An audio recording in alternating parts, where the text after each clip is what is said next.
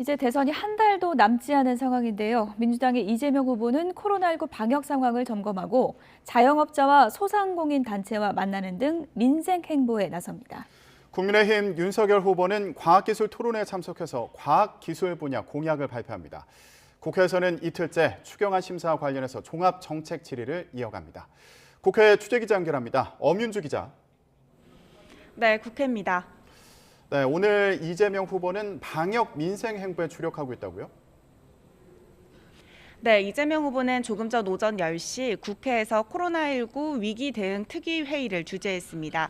오미크론 변이 바이러스 확산에 따른 방역 대응 상황을 점검하고 있는데요. 오후에는 전국 자영업자, 소상공인 단체 대표단과 긴급 간담회도 진행합니다. 코로나19 회복 플랜을 제시하고 정부의 방역 조치에 따른 피해 보상을 위해 추경 35조를 확보하겠다는 의지도 거듭 피력할 계획입니다.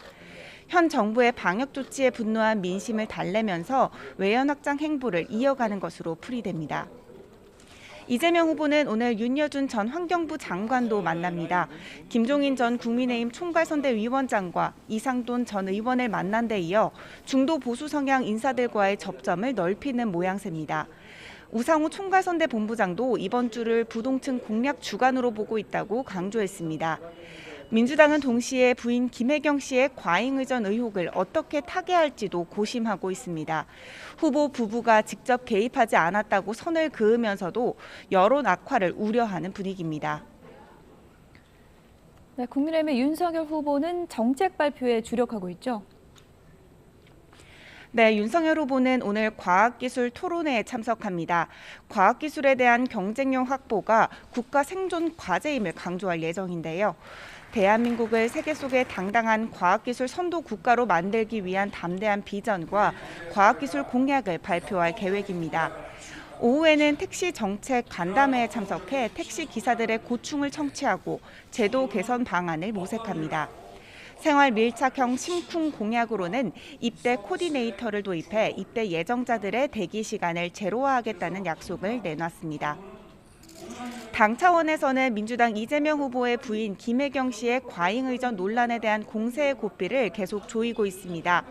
김기현 원내대표는 이 후보 측이 경기도청 공무원에게 제사음식 심부름을 시켰다는 의혹이 추가 제기됐다면서 좀스럽고 지질한 행태라고 맹비난했습니다.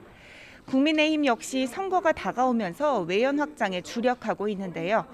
설 연휴 호남을 돌며 공을 들여온 이준석 대표는 국민의힘의 호남 지역 득표율 목표치를 애초보다 5%포인트 높인 25%로 올리겠다고 공언했습니다. 윤 후보의 광주 아파트 붕괴 사고 현장 방문과 호남 공약 발표로 호남 민심이 우호적으로 변하고 있다는 판단에 따른 것으로 풀이됩니다. 네, 국회에서는 어제 예산결산특별위원회 회의가 열리면서 대선 대리전이다 이런 평가도 나왔는데 오늘도 회의가 있죠?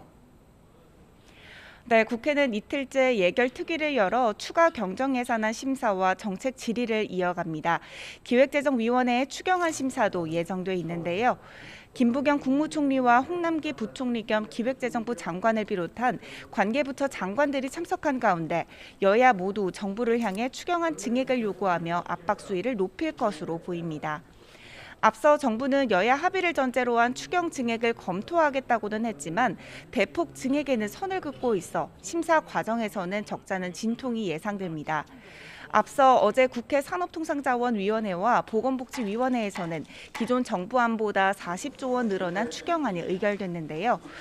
국회와 함께 논의를 해보겠다던 김부겸 총리가 정부안을 훌쩍 뛰어넘는 증액 규모의 난색을 표하기도 했습니다. 지금까지 국회에서 전해드렸습니다.